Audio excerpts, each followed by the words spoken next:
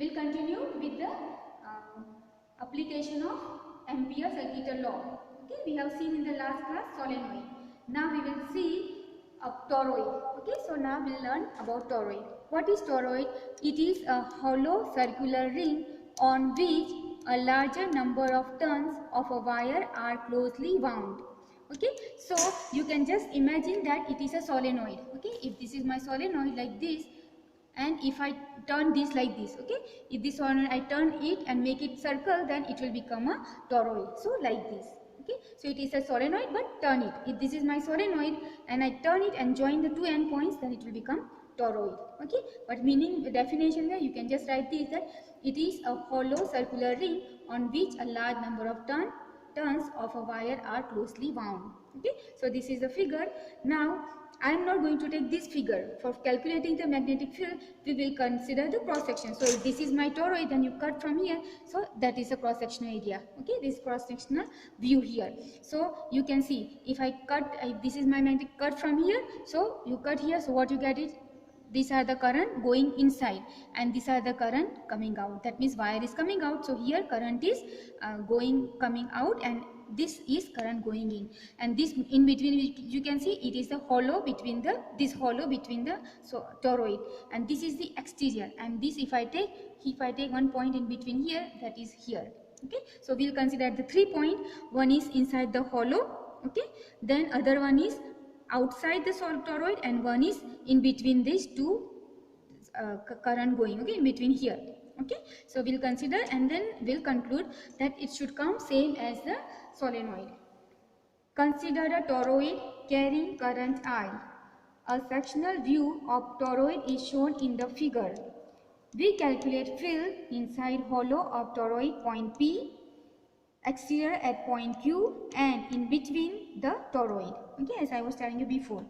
Inside the hollow part. So first we consider hollow part, this P. Okay, or you can say this is the hollow part. So maybe you can look here. This will be more better that I take point P here. Okay, Q is outside here, and I will take one point S here. Okay, so this point S is here, right? So like this, at this point we have to find this point and this point, and we'll conclude from there. So when I take this inside, I am going to consider a Amperian loop. So if I consider Amperian loop here, okay, of radius R1, and I will apply the Ampere circuital law. Now what happens when you talk about this loop? This loop is inside. Okay, so it is considering carrying no wire, no current is inside this loop.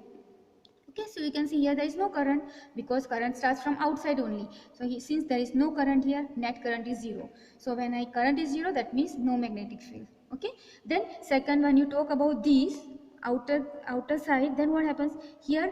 This current is coming out, this current is going in. So what happens? The net current will become 0. Okay, so when you consider this smaller circle, this smaller loop, it is not enclosing any current, okay, because there is current is all outside, but and so I is 0. When you consider this point, it is enclosing some current, but what happens? This current coming out, this current going in, coming out, going in is in same, so the net current is 0. So for when you take this loop also current is 0, when you take this loop also current 0, that means current will be 0, so magnetic field is 0. But when you take this point, okay, what happens when you take this point? You are going to consider only the current which is coming up, going inside. Okay, so there will be some net current. Okay, so that we have to calculate. So just we can write like this. Inside the hollow point part, consider an Ampere loop of radius R1. By Ampere circuital law, integral B dl is equal to mu naught I. As I said, I will be 0. There is no current. So here loop encloses no current. That means I is 0. So you put I 0, and this dl is the circumference of a circle. You integrate this, it becomes 2 pi r. But it is 0. 2 pi r is divided by 0. So B will become 0. So that means B is 0. Inside the hollow of toroid, magnetic field is 0. We'll see outside now.